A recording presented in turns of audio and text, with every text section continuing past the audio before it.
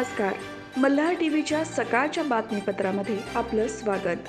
विमानतळ, Atal Setu, semiconductor, data centre अशा विविध प्रकल्पांच्या अनुषंगाने रायगड विकासाची गाथा लिहिणार आहे आणि त्या अनुषंगाने पनवेल रायगड भविष्यातील विकासाचे सेंटर बनणार असून त्यामुळे या ठिकाणी लाखोंच्या संख्येने रोजगार उपलब्ध होणार असे आश्वासक प्रतिपादन देशाचे लोकप्रिय पंतप्रधान नरेंद्र मोदी यांनी खारघरमध्ये केले.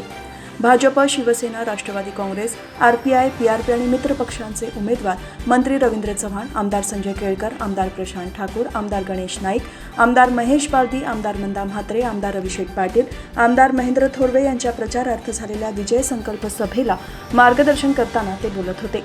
यावेळी व्यासपीठावर उमेदवारांसोबत राष्ट्रवादी काँग्रेसचे प्रदेशाध्यक्ष सुनील तटकरे, माजी खासदार लोकनेते रामशेठ ठाकूर, खासदार श्रीरंग बारणे, खासदार धैर्यशील पाटील, आमदार ज्ञानेश्वर म्हात्रे, आमदार विक्रांत पाटील, भाजपचे जिल्हाध्यक्ष अविनाश कोळी, प्रदेश सदस्य बाळासाहेब पाटील, ज्येष्ठ नेते वाय.टी. देशमुख यांच्यासह पदाधिकारी आणि कार्यकर्ते उपस्थित होते.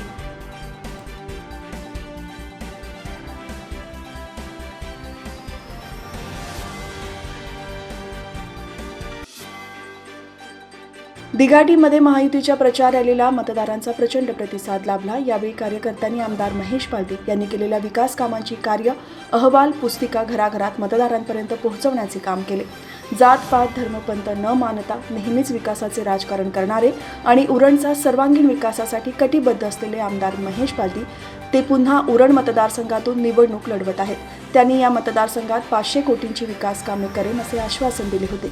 प्रत्यक्षात त्यांनी या मतदारसंघात 5,500 कोटींहून अधिक रकमेची विकास कामे केली आहेत. या विकास कामांच्या जोरावर ते पुन्हा आमदार होतील असा ठाम विश्वास मतदारांना आहे.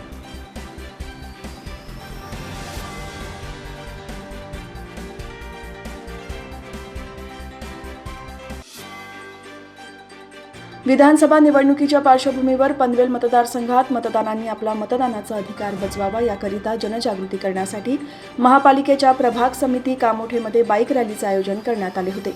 सहाय्यक आयुक्त सुबोध ठाणेकर यांच्या मार्गदर्शनाखाली ही बाईक रॅली काढण्यात आली.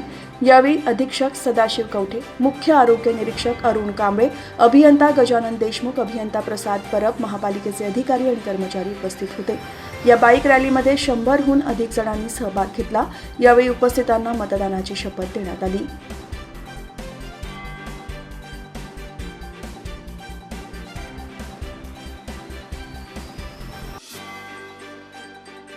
उरण विधानसभा मतदारसंघाचे महायुतीचे उमेदवार महेश बालदी यांचा सर्वत्र प्रचार सुरू आहे. त्या अनुषंगाने उरण शहरात प्रचार रॅली काढण्यात आली होती. आमदार महेश बालदी संपर्क कार्यालयातून प्रचाराला सुरुवात झाली. संपूर्ण शहरात येणार कोण, आमदार महेश बालदीशिवाय आहे कोण, अशा जोरदार घोषणा देण्यात आल्या. या प्रचारात भाजपचे उरण तालुका अध्यक्ष रवी भोईर, माजी उपनगराध्यक्ष जयवेन कोळी, भाजप शहर अध्यक्ष कौशिक शहा, माजी नगरसेवक राजेश ठाकूर, माजी नगरसेवक प्रियांका पाटील, नीता बालदी, नेहा बालदी, राधिका बालदी, हितेश शहा, तनुज बालदी, निलेश पाटील, विशाल पाटेकर, रोहित पाटील, जगदीश पाटील यांच्यासह महायुतीचे पदाधिकारी आणि कार्यकर्ते उपस्थित होते.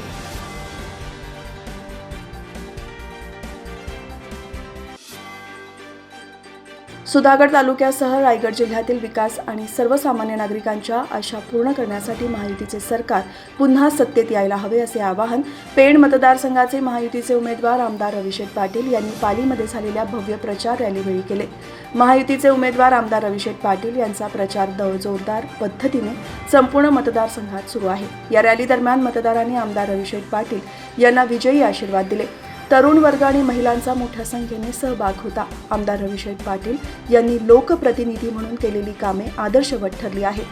सर्वसामान्य माणसाला केंद्रबिंदू मानून त्यांच्याकडून विधायक कार्य होत आहे. सर्व घटकातील व्यक्तींचा आणि त्यांचा ऋणानुबंध असल्याने प्रचारादरम्यान महायुतीचे उमेदवार आमदार अभिषेक पाटील यांचे जोरदार स्वागत होऊन भरभरून आशीर्वाद मिळत आहेत. यावेळी खासदार धैर्यशील पाटील, शिवसेना रायगड जिल्हा संपर्क प्रमुख प्रकाश देसाई, भाजप जिल्हा सरचिटणीस गीता पालरेचा, जिल्हा परिषदेच्या माजी अध्यक्ष निलिमा पाटील, माजी नगराध्यक्ष प्रीतम पाटील, रवींद्र देशमुख, राजेश मपारा, दादा कारखानीस, सुनील राऊत, श्रीकांत ठोंबरे, वैशाली मपारा, महायुतीचे पदाधिकारी आणि कार्यकर्ते मोठ्या संख्येने उपस्थित होते.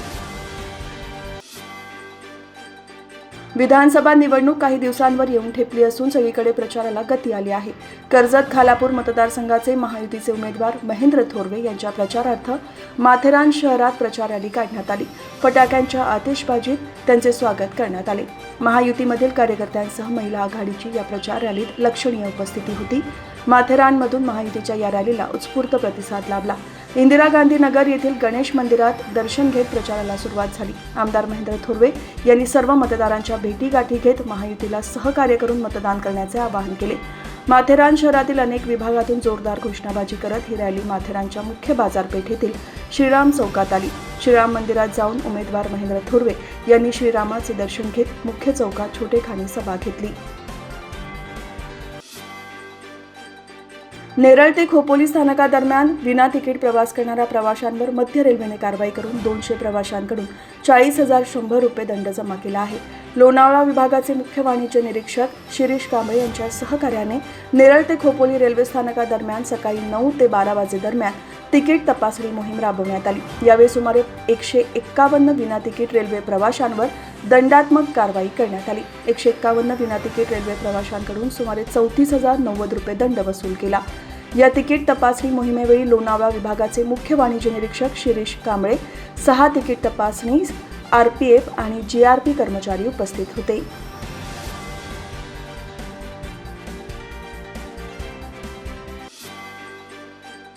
महाराष्ट्रात विधानसभा निवडणुकीसाठी 20 नोव्हेंबर रोजी मतदान होणार आहे. त्या अनुषंगाने राज्यात 18 ते 20 नोव्हेंबर अशी सलग 3 दिवस राज्यातील शाळांना सुट्टी जाहीर करण्यात येण्याविषयीचा प्रस्ताव शिक्षण आयुक्त कार्यालयाकडून शासन मान्यतेसाठी सादर करण्यात आला होता. या प्रस्तावावर शासनाने उत्तर दिले आहे. त्यानुसार राज्यात विधानसभा सार्वत्रिक निवडणूक सुरळीतपणे पार पाडण्यासाठी शिक्षकांच्या निवडणूक कर्तव्यामुळे ज्या ठिकाणी शाळा भरवणे शक्य नसेल त्या ठिकाणी संबंधित शाळेच्या मुख्याध्यापकांनी शाळा बंद ठेवण्याबाबतचा निर्णय आपल्या स्तरावरून घ्या, तसेच आवश्यक त्या सूचना द्याव्यात असे सांगण्यात आले आहे. त्यामुळे शाळांना सुट्टी द्यावी की नाही हा अधिकार आता मुख्याध्यापकांना असणार आहे.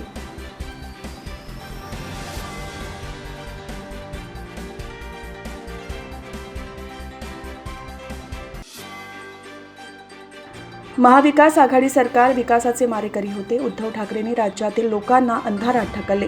त्यांनी 2.5 वर्ष महाराष्ट्रावर दरोडा टाकल्याचा आरोप मुख्यमंत्री एकनाथ शिंदे यांनी केला आहे.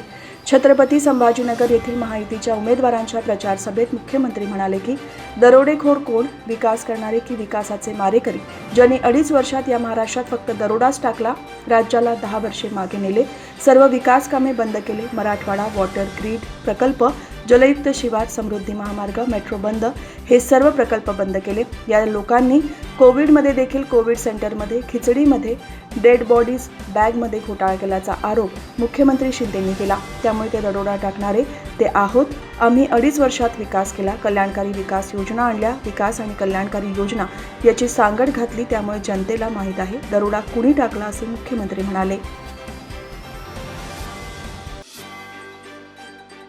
बोंबला विठोबाची यात्रा ही पोलीस मनुष्यबळाच्या व्यस्त दिनक्रमामुळे 19 आणि 20 नोव्हेंबर या 2 दिवसांकरिता यात्रेच्या ठिकाणी केवळ दर्शन व्यवस्था सुरू ठेवून अन्य प्रकारचे सर्व मनोरंजनाचे खेळ आणि दुकाने बंद करून यात्रा भरवण्यासाठी जिल्हा निवडणूक अधिकारी किशन जावळे यांनी बाजार आणि जत्रा अधिनियमांमधील तरतुदीनुसार मनाई आदेश जारी केला आहे.